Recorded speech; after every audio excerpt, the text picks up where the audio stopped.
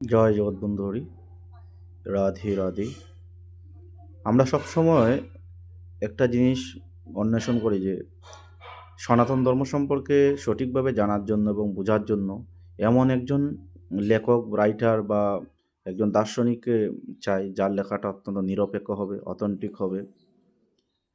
এইটা অনুসন্ধান করতে করতে আমরা কিন্তু অনেক সময় এইটা পিছনে অনুসন্ধান করাটাই ছেড়ে দিই। তো এইরকম একজন অথেন্টিক যিনি সনাতন ধর্মের জেনুইন কথাগুলোই বলেছেন, এর বাইরে নিজেকে প্রচার করেননি, নিজের সংগঠনকে প্রসার করেননি বা প্রচারের জন্য লেখেননি, সেরকম আপনি একজন রাইটার, দার্শনিক বা বৈষ্ণব খুঁজছেন, তাহলে আমি আপনাকে অবশ্যই পরামর্শ দিব পরম গুরুদেব ডক্টর শ্রীমৎ মহানামব্রত ব্রহ্মচারী মহারাজের গ্রন্থ পড়ুন। দেখবেন ওনার গ্রন্থে যত কথা আছে প্রত্যেকটি কথাই অথেন্টিক, জেনুইন এবং উনি মহানাম সম্প্রদায় তথা প্রভু জগৎবন্ধু সুন্দরের কোনো হাইলাইট করেননি। যেগুলা সনাতন ধর্মের মূল কথা সেগুলোকে উনি বলেছেন। এই জন্য আমি নিজেও খুব আনন্দিত এবং খুবই গৌরবান্বিত নিজেকে মনে করি, কারণ আমাদের তিনি পরম গুরুদেব।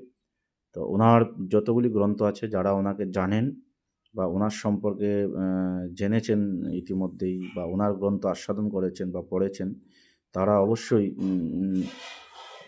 মহানামব্রত ব্রহ্মচারী মহারাজ বস্তুটি কী, ব্যক্তিটি কী, বা ওনার প্রজ্ঞা পাণ্ডিত্য বা ওনার লেখার ধরন, ধারাবাহিকতা কীরকম, কী লেখার প্রাঞ্জল শৈল্পিক গুণ, ভাষার প্রাঞ্জলতা, এটা একমাত্র তারাই বুঝবেন যারা আমাদের এই পরম গুরুদেবকে জানেন। তো আজকেই সেই মহান পুরুষটির শুভ আবির্ভাব তিথি তথা জন্মদিন। ওনার চরণে শত শত কোটি কোটি প্রণাম জানাই।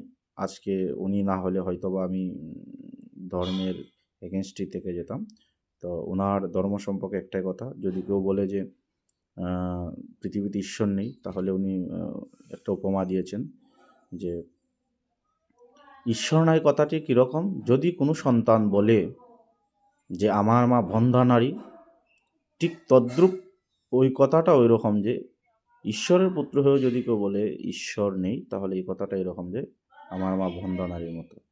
তো এইরকম মহান মহাপুরুষকে দণ্ডবত প্রণতি জানাই, তার জন্য শত শত কোটি প্রণাম। শুভ শুভ শুভ দিন, মহানামব্রত ব্রহ্মচারী মহারাজের জন্মদিন।